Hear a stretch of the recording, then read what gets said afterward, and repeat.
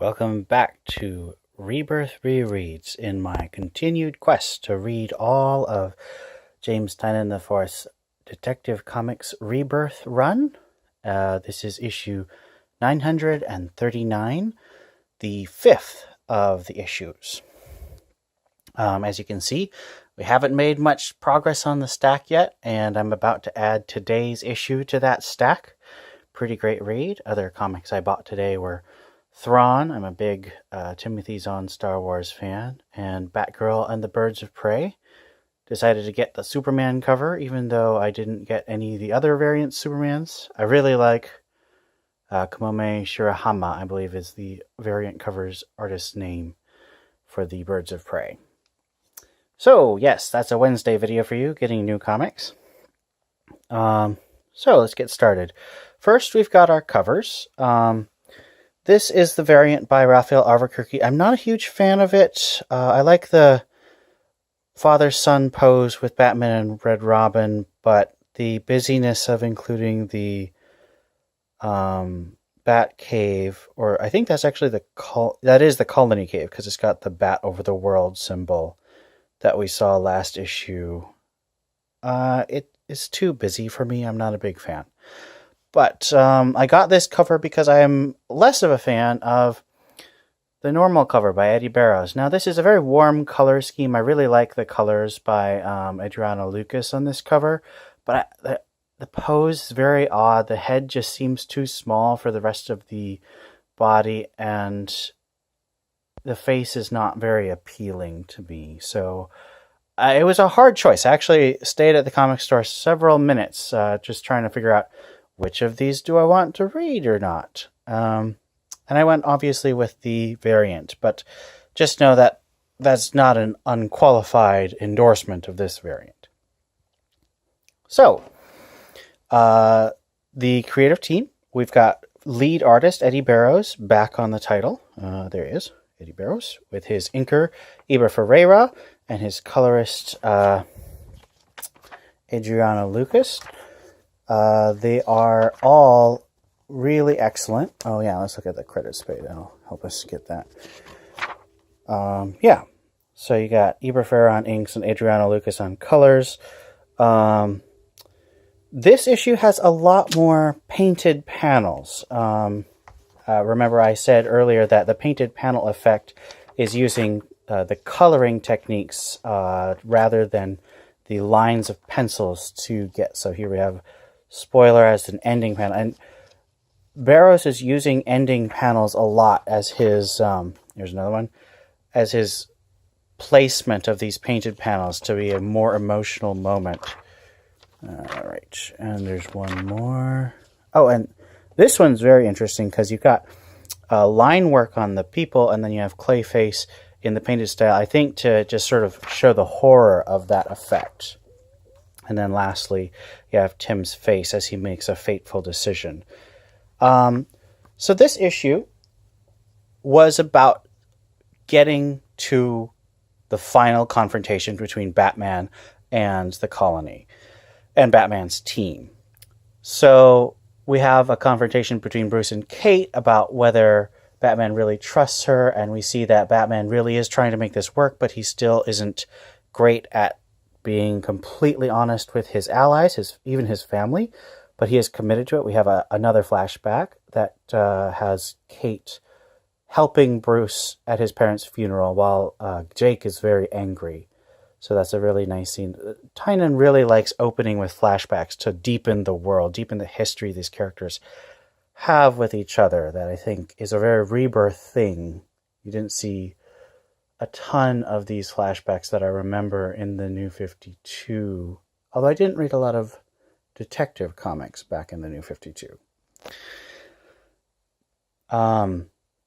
But it's all very much leading to the final confrontation, and it's very action movie in that sense. A lot of people don't like the pacing and the shortcuts that Tynion does, and I admit they're shortcuts, but all movie writing is shortcuts. So I view it as him writing for movies, and taking shortcuts to get an emotional impact. And that leads us to our artist highlight. Of course, we've got our Dark Knight Returns callback and lots of breaking glass and great stuff. But here's the real artist's highlight. Barrows uses a very great and creative panel layout to show here is a conversation between Tim and Steph about his decision. Here is he's made the fateful decision to sacrifice himself to save Gotham. And you have on the other sides the reactions to that. And it's really emotional.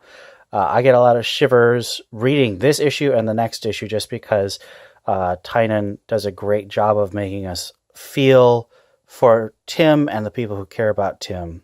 Now, Tim is my favorite Robin who actually was Robin. My favorite Robin is Stephanie Brown, but she was only Robin for 3 issues of the title, so most people don't count her.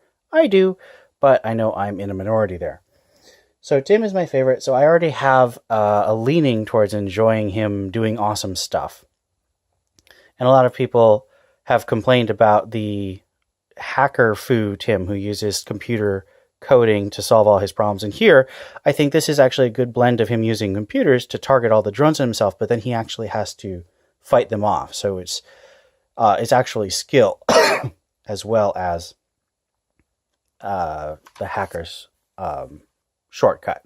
Again, another shortcut. But if you read a lot of the old issues, I feel like they're not giving the old writers enough flack for the kinds of hacking that both Oracle and Tim Drake would do. It's something that all the characters have done, since computers are an easy thing that a lot of people don't really understand. So they're something you can attribute magic powers to solve plot problems.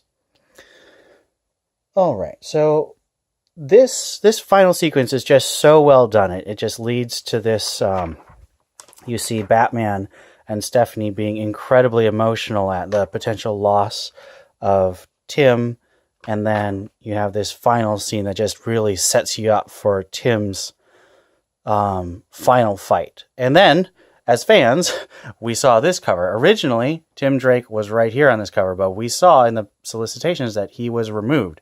So we were pretty sure something bad was going to happen. Now, I saw James Tynion. Actually, I didn't obviously get it signed that day because I wasn't.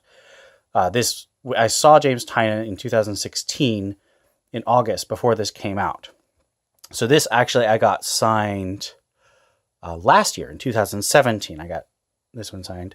But I have a policy that I instituted in 2016 that I don't want to badger creators for future plot points. Because I think that it's very unsatisfying and I'd much rather get behind the scenes insight into stuff we already know. So I always ask questions about, well, what was in your mind when you wrote this scene, rather than, ooh, well, we like what comes next. And of course the writer's going to say, well, I hope so, because they don't write things they hope we'll dislike.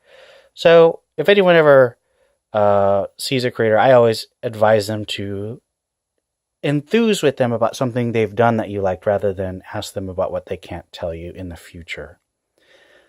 This issue, I definitely bump it up to that 8. It's a great lead into the final issue. Very well done on all the character fronts. Very strong art by Barrows. I'm reminded just how much more polished he was in the beginning when I think he had more time. Whereas I think he's been shunted around a lot and had to do a lot of double shipping in the later issues, and I don't think that served him as well. We've gotten news that the last few issues of Detective will be done by fill-in artists, but he's solicited. Eddie Barrows has replaced Alvaro Martinez as the artist for the last issue, and I really hope that's the case, because if we had Eddie Barrows doing the first issue of Detective with James Tynion and then the last issue of James Tynion's Detective run, I think that'd be a really great bookend. And I like artistic continuity, so I think having him do the end is appropriate, and I really hope they do it. All right, so that is Detective Comics 939, an 8 out of 10 rating. Definitely a good story and a lead into tomorrow's issue, which will be really exciting, 940. I will see you tomorrow.